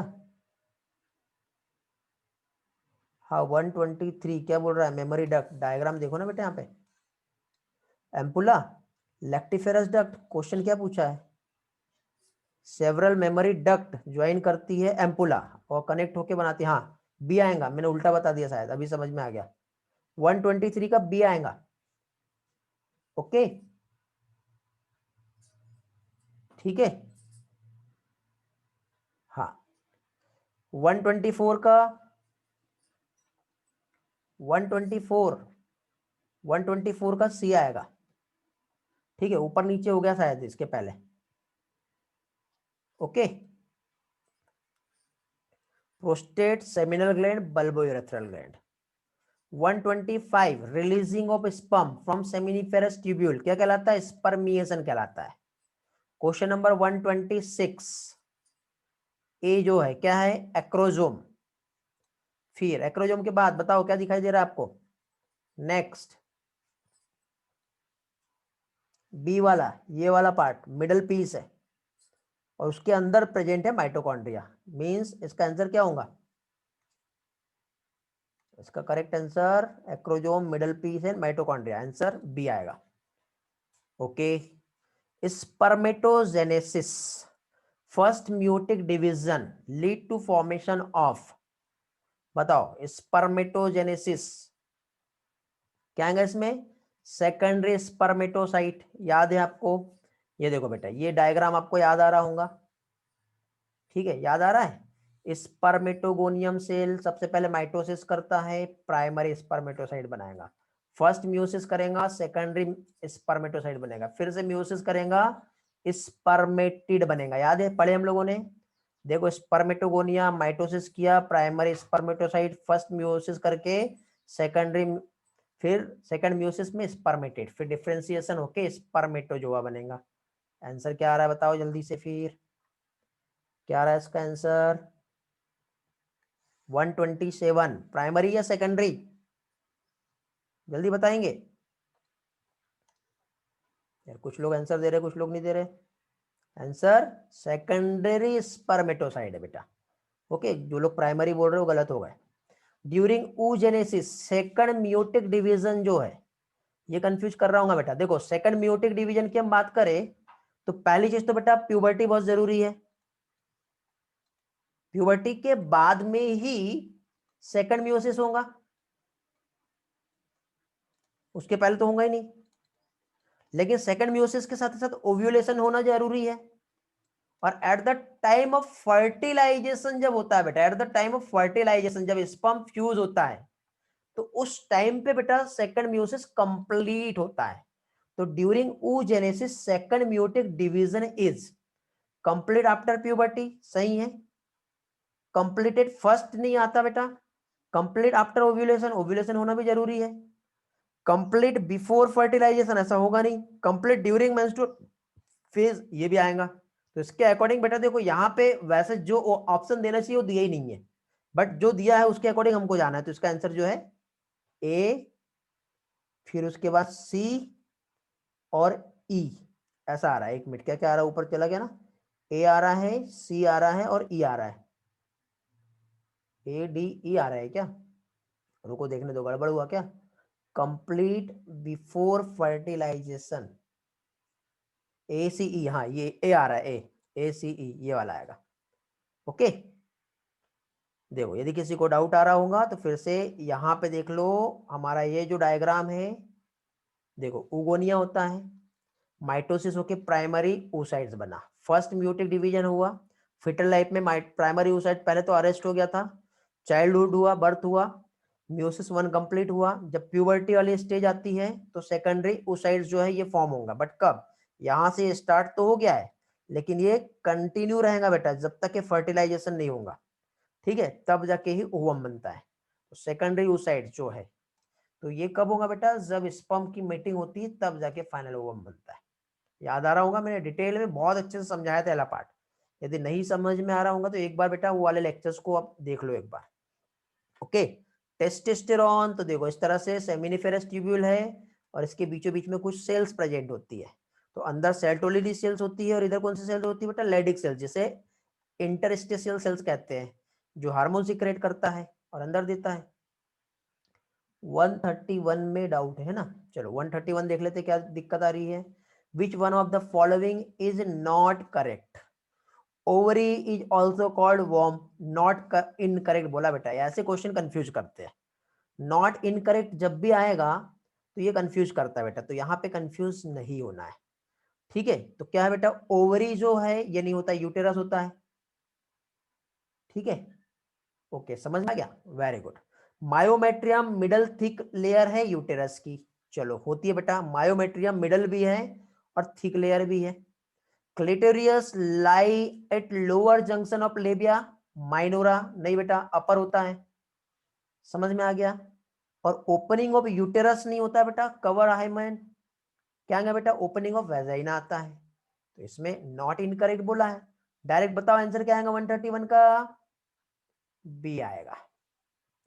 ओके, बहुत इजी है, लेकिन बेटा देखो ये ऐसे क्वेश्चन बहुत कंफ्यूज करते हैं, मैक्सिमम स्टूडेंट नॉट इनकरेक्ट पे कंफ्यूज हो जाते हैं। ओके, 129 छूट गया क्या, हाँ। How many second polar body has produce by a 45 year virgin female. देखिए बेटा, सेकंड पोलर बॉडी जो प्रोड्यूस होती है कब होती है, जब ओवम स्पर्म के साथ फ्यूज होता है, ठीक है। मींस इन क्या है, जो कि प्राइमरी फॉलिकल्स जो होता है मियोसिस के टाइम पे, तब सेकंड मियोसिस, ठीक। तो उसके बाद सेकेंडरी फॉलिकल्स बनता है। बट यहाँ पे वर्जिन वोमेन की हम बात करें तो यहाँ पे किसी भी टाइप की सेकेंडरी बॉडीज का फॉर्मेशन नहीं होगा। वेरी गुड, वर्जिन फर्टिलाइजेशन ही नहीं होगा, वेरी गुड, ग्रेट। तो आंसर क्या आएगा इसका, 0 आएगा, वर्जिन बोला है ना उसने। सेकंड पोलर बॉडी कब बनता है मालूम है ना, फर्टिलाइजेशन होता है, क्लीवेज चाहिए, सेंट्रियोल चाहिए होता है, याद आ रहा है, मियोसिस माइटोसिस भी पढ़े हम लोगों ने तो। वेरी गुड, नहीं समझा तो पूछो, आगे बढ़ते हैं। Question number 132, progesterone attain peak level कब आता है बेटा, प्रोजेस्टेरॉन ल्यूटियल फेज के बाद आता है कि फर्टिलाइजेशन के बाद आता है, कौन से फेज में आएगा, 132 का आंसर बताएंगे, 132 का, very good, luteal phase. Which one of the following hormone is responsible for ovulation, luteinizing hormone, ये भी इजी है। Read the following statement carefully, menstrual cycle occur in human beings only, only होता है क्या, नहीं, ठीक है। क्या बोला उसने, फॉल्स देखना है, ये फॉल्स हो गया। Menstrual only occur if release ovum is fertilise, ठीक है बेटा, यदि ओवम फर्टिलाइज हो गया तो मेंस्ट्रुअल जो है रुक जाता है, ये भी फॉल्स हो गया।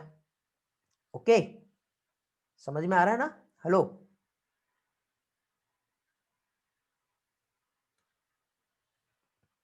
फिर उसके बाद luteinizing and FSH attend peak level, हाँ peak level middle of menstrual cycle में पीक लेवल पे आते हैं बेटा, ये ट्रू हो गया, कौन सा, सी वाला। कार्पस ल्यूटियम डी जनरेट होता है एब्सेंस ऑफ फर्टिलाइजेशन। हाँ बेटा ऐसा होता है, फर्टिलाइजेशन नहीं होगा तो कार्पस ल्यूटियम मतलब क्या है,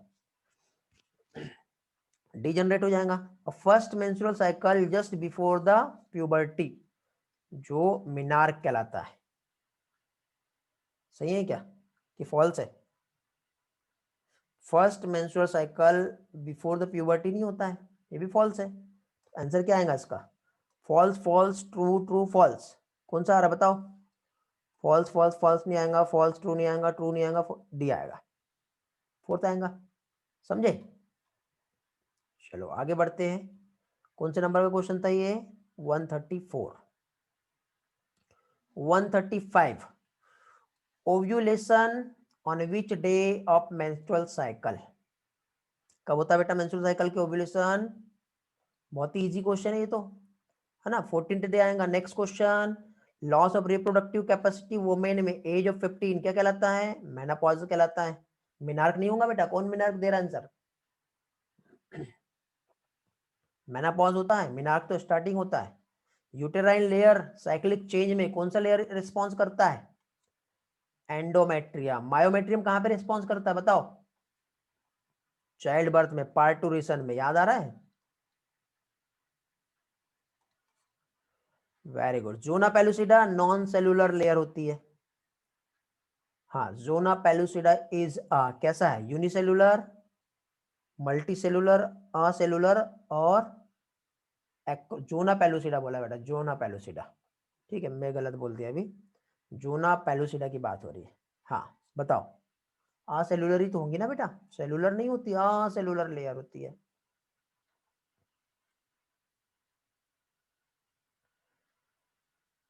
ये क्वेश्चन रिपीट हुआ है क्या बेटा? Very good. In which state fertilize ovum get implanted into uterine endometrium. मैंने आपको एक ट्रिक बताया था, याद है? My baby is very good, याद आ रहा है? Morula, blastula, implantation, gestation. Gastrula के टाइम पे क्या होगा बताओ? इम्प्लांटेड रहेगा कि ब्लास्टोसिस्ट के टाइम पे इम्प्लांटेड रहेगा? गेस्टेशन तो बाद में आएगा, बताओ जल्दी से। ब्लास्टोसिस्ट आएगा, आंसर क्या आएगा? बी आएगा। विच one of the following is not a function of placenta. Placenta का फंक्शन क्या नहीं है बताओ? 140 रिस्पॉन्स करेंगे जल्दी। ऑक्सीटोसिन जो है posterior lobe of pituitary gland से सीक्रेट होता है। मैंने एक ट्रिक बताया था आपको, PAO, पाओ, है ना। पोस्टीरियर लोब से एड्रेनोकॉर्टिकोट्रोपिक हार्मोन ACTH और ऑक्सीटोसिन सीक्रेट होता है, याद आ रहा है? तो इसका आंसर भी ए ही आएगा। बाकी ऑक्सीजन न्यूट्रिएंट एम्ब्रियो को तो दे रहा है ये, एस्ट्रोजन भी सीक्रेट करता है, CO2 और वेस्ट मटेरियल का एक्सचेंज भी करता है, रिमूव भी करता है। During the first movement of fetus appearance hair and head कब आता है ये? 5th मंथ में आता है। क्वेश्चन नंबर 142 पे आओ जल्दी से, बताएंगे। 142 विच of the following statement is not incorrect. फिर से देखो, ये जब भी आया इसको मार्क कर लेना क्वेश्चन को।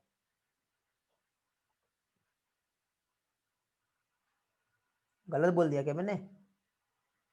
Adrenocorticotropic hormone, anti diuretic hormone. हाँ हाँ हाँ बेटा Dushyant, okay okay good good. हाँ, जब भी आएगा नॉट इनकरेक्ट ये वाला आपको याद रखना है पहले तो। रिगार्डिंग द पार्टूरेशन बोला है, ठीक है। तो पार्टूरेशन में देखो, सिग्नल पार्टूरेशन के जब ओरिजिनेट होते हैं, जब बेबी जो है वो कंप्लीटली डेवलप हो गया है, ठीक है। तो बेबी का डेवलपमेंट हो गया है, मतलब मेच्योर हो गया फीटस, तब सिग्नल स्टार्ट होंगे। रिलैक्सिन हार्मोन बेटा प्यूबिक सिंपाइसिस को रिलैक्स करता है, ठीक है। पार्टूरेशन के टाइम पे वो सॉफ्टनिंग होगा बेटा, प्यूबिक सिंपाइसिस क्या होगा? सॉफ्टनिंग होगा। ऑक्सीटोसिन जो होता है मेन हार्मोन होता है पार्टूरेशन के, यहां पे उसने थायरोक्सिन बोला है। और HCG जो है बेटा लेबर पेन के लिए रिस्पॉन्सिबल होता है। समझ गए? तो करेक्शन आएगा इसमें, आंसर क्या आएगा इसका? आंसर सी आएगा, उसने नॉट इनकरेक्ट बोला है। क्या आएगा इसका मतलब? करेक्ट नहीं है। कौन सा नहीं है? सी नहीं है, बाकी तीनों करेक्ट है।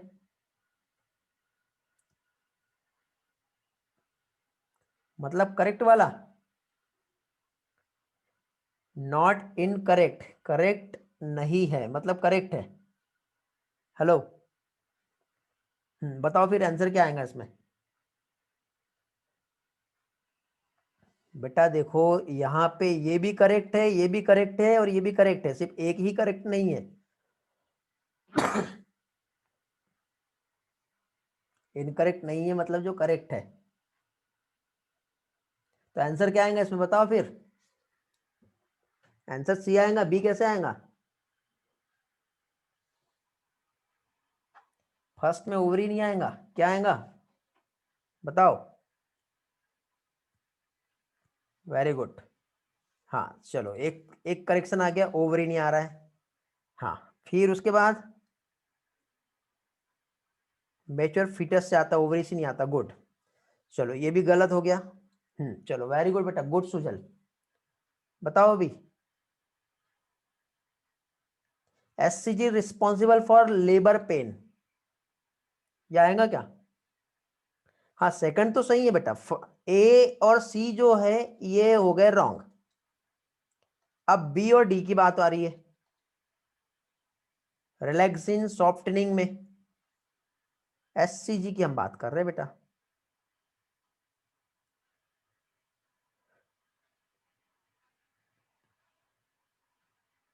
ऑक्सीटोसिन लेबर पेन करता है, इसमें आंसर जो आएगा बेटा बी और डी आएगा। ठीक है,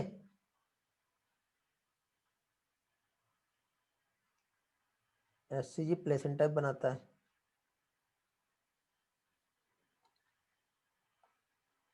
एससीजी बेटा लेबर पेन में रिस्पॉन्सिबल होता है।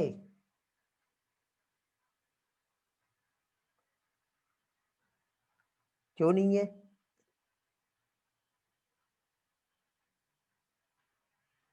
ओनली बीज करेक्ट है, ओनली ऑक्सीटोसिन होता है। ओके चलो वेरी गुड, ग्रेट बेटा। चलो तो ये सारी चीजों को बाजू में रखो। यदि इसमें आप जाएंगे तो डायरेक्टली बेटा रिलैक्सिन हार्मोन जो होता है प्यूबिक सिंपैसिस को क्या कर रहा है, ये प्यूबिक सिंपैसिस जो होता है उसे रिलैक्स करता है during the parturition. Mean softening होगा, लाइटनिंग होगा सिंपैसिस, जिसकी वजह से बेटा इजीली चाइल्ड बर्थ में हेल्प करता है। तो नॉट इनकरेक्ट के अकॉर्डिंग हम देखेंगे तो इसका जो है आंसर आएगा 142 का बी। ओके चलो, कंफ्यूज नहीं कर रहा हूं मैं आपको, लेकिन मैं चेक कर रहा हूं कि आपका कितने अच्छी तरह से क्लियर हो रहा है। 143 आउट है। Hormone responsible for milk ejection, दो चीज होता है बेटा, एक मिल्क प्रोडक्शन होता है, मिल्क प्रोडक्शन मींस प्रो याद रखना, जिसमें प्रोलैक्टिन को याद रखना। ठीक है, तो ऑक्सीटोसिन जो है ये मिल्क इजेक्शन में मेन हार्मोन जो है मेन रोल प्ले करता है, तो इसका आंसर बी आएगा। समझ गए Riddhi, okay very good. Family planning तो आपको मालूम ही होंगी, बता दो जल्दी से। 144 1951 very good. 145 contraceptive method, higher failure जो होता है वो नेचुरल मेथड ही होगा। During menstrual cycle safe period जो है कंसीडर बोला है उसने, तो फर्स्ट 7 डे और लास्ट 7 डे दोनों भी आता है। ओके किसी को डाउट तो नहीं है ना इसमें। मेथड फॉर स्टरलाइजेशन, टाइम है ना हमारे पास 10 मिनट है। Method of sterilisation which smaller part, vasa deferens क्या होगा, वैसोक्टेमी होगा या ट्यूबेक्टोमी होगा। वासा बोला है, वैसोक्टेमी वेरी गुड। क्या आएगा इसमें, वैसोक्टेमी आएगा, very good. Copper T, copper T का काम बेटा डायरेक्ट प्रिवेंट करता है फर्टिलाइजेशन को। ठीक है, एमटीपी सेफ कब से कब तक के, 12 और 16 दोनों भी आएगा। 1/3 दिया है, 1/3 फर्स्ट ट्राइमेस्टर ऑफ प्रेगनेंसी, इसमें 1 मिनट। 149 का बताओ जल्दी से क्या आएगा। 149 12 वीक और फर्स्ट ट्राइमेस्टर दोनों भी आएगा, मींस करेक्ट आंसर क्या होगा इसका, करेक्ट आंसर आएगा D. Which of the following technique can be use for infertile couple, couple infertile है तो ऑब्वियसली सीमेन को हमको बाहर से पहुंचाना पड़ेगा, आर्टिफिशियल इंसेमिनेशन। ठीक है, क्यों, क्योंकि उसने मेल की बात किया बेटा, और मेल एबनॉर्मल है इसलिए ए आई आएगा, नहीं तो आप बोलोगे ये कैसे आ रहा है। ठीक है, थोड़ा छोटा कर देते हैं इसको। मोस्ट कॉमन पीरियड एमनियोसेंटेसिस जो चेक करना है ना बेटा, तो एमनियोसेंटेसिस का बेस्ट जो पीरियड जो होता है यदि हम देखें तो ये 12 से लेकर के कौन सा 14 से लेकर के 15 वीक का सबसे बेस्ट पीरियड माना जाता है। ठीक है, इधर के तो कुछ डिस्कस वाले लग नहीं रहे, लेकिन चलो देख लेते जल्दी जल्दी। इनकरेक्ट बोला है, इनकरेक्ट। तो मैरिनो रैम्स होता है बेटा, मैरिनो रैम्स मेल था, राम मेल है, ह्यूमन ऐसे पढ़े थे हमने। बीकनरी ईव थी जो फीमेल शिप थी, और इसने क्या बोला, इनकरेक्ट पूछा है, तो ये इनकरेक्ट आता है, बाकी तो सारे करेक्ट है। ओके,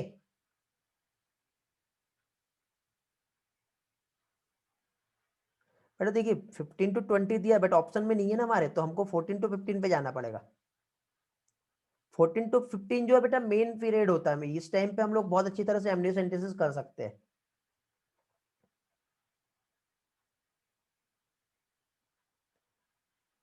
कौन सा वाला बोल रहे हो, एमटीपी बोल रहे हो क्या दुष्यंत?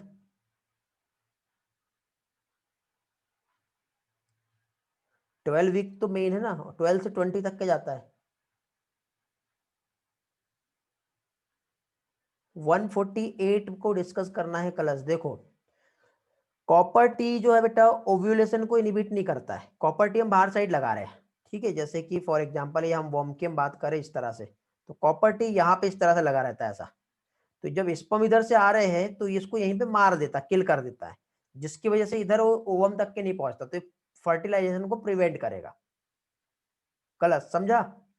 तो गैमेटोजेनेसिस को इनिबिट नहीं करेगा और ओव्यूलेशन को भी नहीं रोकेगा। फिर इम्प्लांटेशन का तो रोल ही बहुत बाद में आएगा ना। कलश समझा क्या यार? क्वेश्चन नंबर के साथ पूछो यार, सब मिक्स कर रहे हैं यहाँ पर। शुभम बोल रहा है 12 वीक होना चाहिए, वहां पे स्पेसिफिक नहीं है, तो मोर करेक्ट सी होगा। क्वेश्चन नंबर के साथ बताओ यार, नहीं समझेगा। लास्ट टेस्ट में उसके अकॉर्डिंग उसमें ऑप्शन कुछ और रहे होंगे ना बेटा कलश। एक बार मुझे डेटा शेयर करना, मैं बताऊंगा। शुभम 149 बोल रहा है MTP relatively safe up to. देखिए बेटा हमने फर्स्ट एक डॉक्टर की सलाह देखे थे और दो डॉक्टर की सलाह देखे थे। एक डॉक्टर रहेगा तो 12 वीक आता है, दो डॉक्टर रहेगा तो 20 से 24 वीक तक के का रहता है। समझे? तो अब यहाँ पे 12 और 16 दोनों दिया है, तो आंसर डी आएगा इसका, ऐसा है।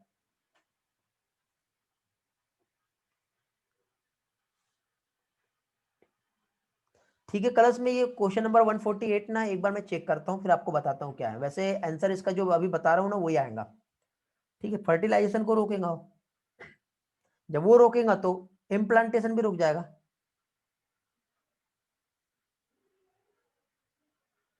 फर्स्ट ट्राइमेस्टर मतलब 3 मंथ होते हैं बेटा, और 3 मंथ में देख लो 12 + 12 + 12 ऐसा आएगा।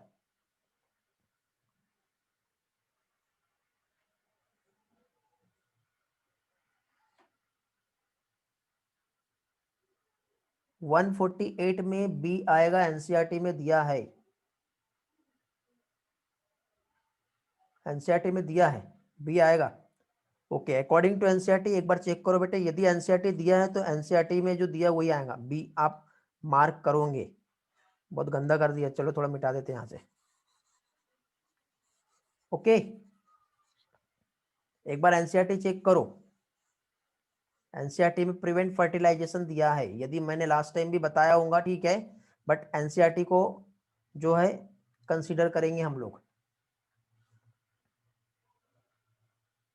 अच्छा 3 मंथ मतलब 12 वीक, हाँ बेटा 12 week 3 month, 3 month first trimester. हाँ तो सही तो है ना बेटा, 12 और ये एमटीपी रिलेटिवली सेफ, क्योंकि 16 वीक या 20 पे हम जब जाएंगे तो हमको दो डॉक्टर चाहिए, और दो डॉक्टर की सलाह, बट जितने ज्यादा बढ़ते जाएगा तो उतना ज्यादा डेंजर होते जाता है ना, तो हम उसको पहले वाला टाइम कंसीडर करेंगे ना। यार आपने ना एक साथ मिक्स क्वेश्चन पूछ के ना मेरे से कंफ्यूज कर दिए। ठीक है, चलो एक बार फिर से देखते हैं कहां से। 148 जो है इसमें प्रिवेंट फर्टिलाइजेशन आएगा, क्यों? क्योंकि देखो ये वॉर्म की हम बात करें, जैसे ये यूटेरस, यहाँ पे कॉपर टी इस तरह से लगाएंगे, कॉपर टी लगाएंगे तो जब स्पर्म यहाँ से आ रहा है तो ये इसको यहीं पे मार देगी। जब ये यहीं किल हो गया या इसको इधर जाने नहीं देगा तो फर्टिलाइजेशन नहीं हो पाएगा। तो ये डायरेक्टली आपको समझ में आ रहा है कि ये फर्टिलाइजेशन को प्रिवेंट करता है। अब पहले क्या बताया तो सब भूल जाओ, अभी जो बता रहा हूँ याद रखेंगे। समझ गए? कंफ्यूज नहीं होना बेटा। ये वाला पार्ट 148 का बी आएगा। इसके बाद देखिए एमटीपी की हम बात करें तो एमटीपी मीन्स होता है मेडिकल टर्मिनेशन ऑफ प्रेगनेंसी। अब मेडिकल टर्मिनेशन ऑफ प्रेगनेंसी हम देखें तो एमटीपी कब सेफ रहेगा बेटा, तो ऑब्वियसली समय के पहले, मतलब 12 वीक ज्यादा कंसीडर किया जाएगा ना, तो 12 वीक या फर्स्ट ट्राइमेस्टर जो होता है 16 या फिर हम 20 पे जाएंगे तो डेंजर हो जाता है बेटा। सेफ जो है ये पहला पीरियड ही है, इससे ज्यादा जाता तो हमको 2 डॉक्टर के कंसल्टेशन के साथ हमको प्रिकॉशंस लेना पड़ता है। मैंने आपको एनिमेशन दिखाया हूँ, याद है आपको? तो इसके अकॉर्डिंग इसका आंसर ए और सी मतलब डी आएगा, 1 एंड 3। कंफ्यूज नहीं हो, जो बता रहा हूँ वो याद रखो। समझे? आपने ना मिक्स टाइप के क्वेश्चन पूछे और चैट इतना फास्ट जा रहा था और टाइम कवर करने में मैं फास्ट बताने के चक्कर में मैंने कुछ गड़बड़ कर दिया होगा यदि, तो अभी आप यहाँ पे जो बता रहा हूँ उसको याद रखो। ठीक है, समझ गए? 150 में कोई डाउट नहीं होगा आप लोगों को, 151 में भी कोई डाउट नहीं होगा, 152 हो गया था। ठीक है, फिर उसके बाद 153 फिशरीज। फिशरीज में बेटा मैंने फिश, मोलस्का, क्रस्टेशियन सारे बताए थे। ओके, ऑल ऑफ दिस आएगा। 154 क्या बोला यहाँ पे, realising good yielding potential, which of the following required. अच्छी यील्ड चाहिए बेटा तो अच्छा वाटर देना पड़ेगा, एनिमल को अच्छा बनाना पड़ेगा, उनको वायरस से, डिसीज से फ्री रखना पड़ेगा, साइंटिफिक टेक्निक यूज करनी पड़ेगी। ब्रीड का मतलब क्या होता है, group of animal related descendants similar most of the character like general appearance, features, size and configuration. Okay, ये नहीं कहेंगे ग्रुप ऑफ एनिमल जो दूसरे पे डिपेंड रहता है, सेम हैबिट पे लाइव करता है, वो भी नहीं आएगा। तो इसका आंसर क्या आएगा, ए आएगा। सारे के आंसर तो यहाँ से वैसे बोर्ड ही दिख रहे हैं आपको, है ना। फी सिलेक्ट द इनकरेक्ट, अब आंसर तो डायरेक्ट दिख ही रहे बेटा इसमें, है ना, तो डायरेक्ट देख लेते। किसी को डाउट है कि इधर साइड देखो, इसमें मैराइन वाटर फीस एग्जाम्पल देखे थे। ठीक है, हनी बी का प्रोडक्शन जो है पीसी कल्चर नहीं होता, कौन सा कल्चर आता है जल्दी बताएंगे? वेरी गुड, एपीकल्चर होता है। क्या होता है? एपीकल्चर आएगा। उसके बाद इंपॉर्टेंट जो बी कीपिंग के लिए इंपॉर्टेंट क्या है, सारे ही रहेंगे। हैबिट बी का हमको चाहिए, ग्रुप में चाहिए, उसका हाइव का मेंटेनेंस चाहिए। ठीक है, हिसारडेल जो था क्या था, बीकानरी ईव और मेरिनो रैम्प से बना था। 160 में डाउट है? ईश्वरी को 157 देखना है। 157 मैराइन वाटर फीस कौन सा है, क्या है, the following are marine water fish except. इसमें क्या डाउट आ रहा है, समझ गया? चलो ठीक है, आगे 160 में क्या डाउट है, चलो देख लेते हैं। Which of the following most important character और trait the breeder have tried to incorporate in plant first. क्या करेगा, इसमें क्या डाउट आ रहा है बताओ? ए क्यों नहीं होगा, रेजिस्ट टू पैथोजन। देखो बेटा, पैथोजन से रेजिस्ट सेकेंडरी थिंग है, हमारा प्राइमरी थिंग जो है बेटा वो क्रॉप को की यील्ड को बढ़ाना है। ठीक है, आप पैथोजन से रेजिस्ट बना लिए लेकिन उसमें यील्ड ही नहीं देगा तो हमारे क्रॉप कोई काम की नहीं है। तो ब्रीडर का मेन जो बेटा जो मुद्दा है वो क्रॉप की यील्ड को बढ़ाना है, इसलिए डी आएगा, ए नहीं आएगा। समझा बेटा रिद्धि? हाँ। क्वेश्चन 161 क्या आएगा बेटा, यहाँ पे क्रॉस हाइब्रिडाइजेशन आता है। ठीक है, बाकी तो सारे आपको पता ही है। 162 ये सारे एनसीईआरटी का डेटा है, कोई डाउट है कि 162 163 में? 164 165 में किसी को डाउट? ये तो डायरेक्ट टेबल जो था हमारा वहीं से लिया हुआ है। ठीक है, 166 में कुछ डाउट?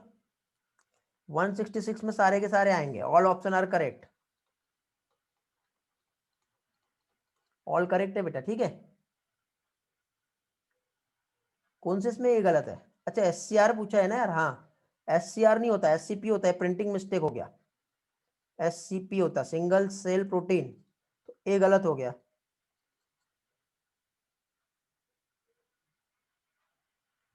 क्वेश्चन में करेक्शन आएगा बेटा। ये क्या बोला है, इनकरेक्ट मैच बोला है।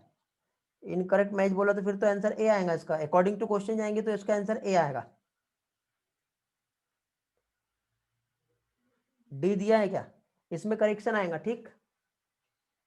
सी भी आएगा, सी क्यों आएगा बेटा, MOET multiple ovulation embryo transfer technology नहीं है ना, है। डी क्या है, डी तो होता है ना बेटा international union for conservation of nation, ये तो होता है IUCN का फुल फॉर्म।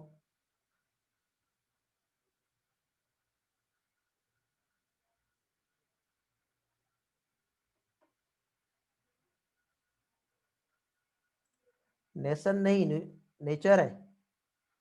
अच्छा हाँ, एन, हाँ नेचर है, नेशन दिया है क्या, हाँ ये नेशन दिया ना, ये इधर नहीं देखा मैंने। मतलब यहाँ पे आपका ए क्या बोला, इनकरेक्ट मैच, एक्चुअली ये प्रिंटिंग मिस्टेक हो गया है, ठीक। चलो मैं आपको ये कंसीडर करवा रहा हूँ ए और डी, ठीक है, ये मुझे आंसर भेज देना, मैं आपको करेक्ट करवा दूंगा यहाँ पर, ठीक है, समझ गए। ये मेरा फॉल्ट है बट मैं आपको यहाँ पे बोनस कर दे रहा हूँ। चलो आगे बढ़ते हैं, बट एग्जाम में ऐसा नहीं होगा, याद रखना, आपके मुताबिक नहीं चलेगा वहां पर। और कुछ 168 69 70 इधर कुछ है क्या, ये तो सब डायरेक्ट डेटा है हमारा NCERT का, इसमें मुझे लगता नहीं कुछ डिस्कस करने चाहिए। ऑल क्लियर है, यदि लगते ये वाला तो आपको याद हो गया होगा तो अच्छी बात है, नहीं हुआ होगा तो आई डोंट नो, पढ़ो। सारी चीजें क्लियर है तो ऑलमोस्ट आपका टाइम भी हो गया है, किसी को कुछ पूछना है तो आप पूछ सकते हो। 171 बता देता हूं मैं, बेटा मुझे करेक्शन भेज दो जल्दी से, अभी जो भी है 179 भी देखना है, 178 भी देखना है, एक एक करके देख लेता हूँ बेटा। चलो जिसके नंबर डाउट आ रहे हैं वो हम एक एक करके देख लेते हैं। 171 find out incorrect statement. Incorrect statement में देखो बेटा, कन्वेंशनल ब्रीडिंग जो है यहाँ पे देखे तो उसमें लिमिटेड नंबर ऑफ डिसीज को ही हम रजिस्टर कर सकते हैं, ठीक है, सही बात है। ट्रांसफर कर रहे हैं हम रेजिस्टेंस जीन को, तो ये अचीव है बेटा सेक्सुअल हाइब्रिडाइजेशन के थ्रू, टारगेट और सोर्स प्लांट, ये भी सही है। इंड्यूस म्यूटेशन जो होता है, मतलब म्यूटेशन को इंड्यूस करना, ठीक, मींस यहाँ पे प्लांट को हम क्या कर रहे हैं, रजिस्ट कर रहे हैं, ठीक, या फिर उसमें कुछ डिजायरेबल जीन को आइडेंटिफाई करके उसमें इंट्रोड्यूस करा रहे हैं, ठीक है, ये भी सही है। ऑप्शन डी, अब क्या बोला, इनकरेक्ट बोला है, तो it is not possible to induce mutation artificially, हम अपने मर्जी से म्यूटेशन बेटा नहीं कर सकते ना, ठीक है, यदि देखा जाए तो induce mutation artificially not possible through use of chemical radiation, तो देखो हम केमिकल और रेडिएशन जब डाल रहे हैं उसमें तो नेचुरल म्यूटेशन थोड़ी हो रहा है, आर्टिफिशियल हो रहा है, और उसने नॉट पॉसिबल बोला, तो ये बेटा पॉसिबल है, नॉट नहीं आएगा, समझे। तो इसलिए यहां पे ये इनकरेक्ट स्टेटमेंट में आ रहा है, तो 171 समझा जिसका डाउट था, ठीक है। चलो आगे, बेटा यहाँ पे मत भेजो, मुझे मैसेज कर देना, शायद 2 या 3 कितने करेक्शन आए, नहीं तो फिर से मुझे चैट खोल के देखना पड़ेगा बाद में।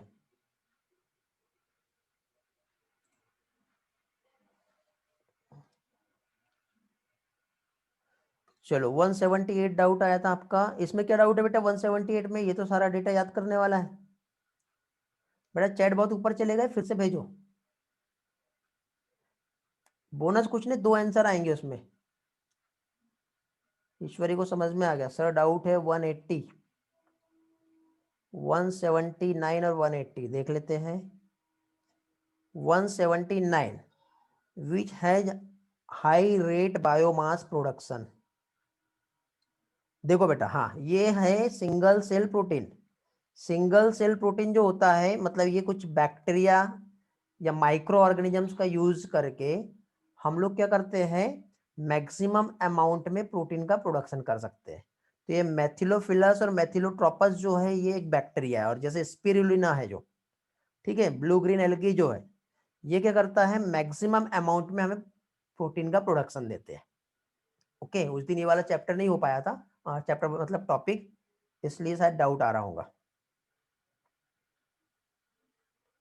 ठीक। 180 में क्या दिया बेटा, फाइंड आउट इनकरेक्ट स्टेटमेंट बोला है, तो यहाँ पे क्या है बेटा, pomato somatic hybrids has all desire combination of character for its commercial utilisation, नहीं बेटा पोमेटो को हम यूज नहीं कर पाए, प्रोडक्शन तो हो गया है बट कमर्शियली इसका यूटिलाइजेशन नहीं हो पाया है।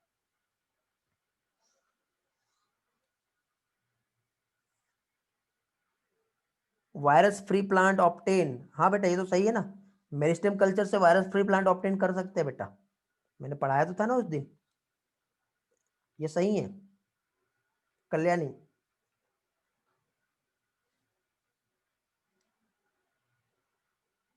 चलो वेरी गुड, और किसी का कुछ डाउट? लियांशु बेटा क्या पूछे, नहीं समझा? चलो ग्रेट, चलो बहुत बढ़िया, कल्याणी ईश्वरी को कोई डाउट नहीं है, बाकी लोग अभी मुझे बताओ सिंगल सेल प्रोटीन पढ़ाना है क्या? क्योंकि इसके बाद नेक्स्ट चैप्टर हम स्टार्ट करने वाले हैं इवोल्यूशन, इवोल्यूशन पढ़ के आना है आप लोगों को।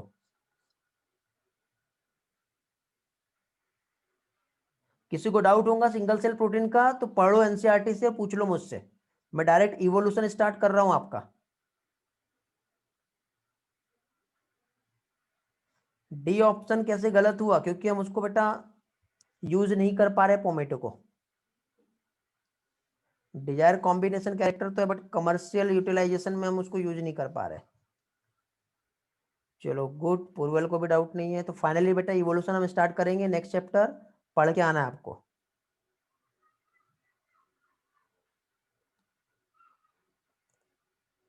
एनसीईआरटी में लाइन दी है सही है, बट यहाँ पे हमको उसके अकॉर्डिंग देखना है और मैच करना है, तो फिर हम क्या समझेंगे, ऐसी बात है।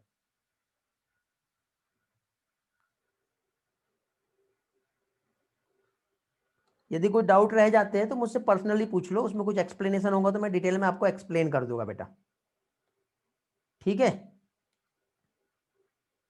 अब यही ऑप्शन में मोर करेक्ट और मोर इनकरेक्ट, और अपने को एक ऑप्शन मार्क करना है, ऐसा क्वेश्चन आ गया तो तब क्या करेंगे? ओके गौरव, ठीक है, चलो तो एंड करें फिर आज का क्लास, 5 मिनट ज्यादा ले लिया मैंने, चलो बाय, मिलते हैं, टेक केयर।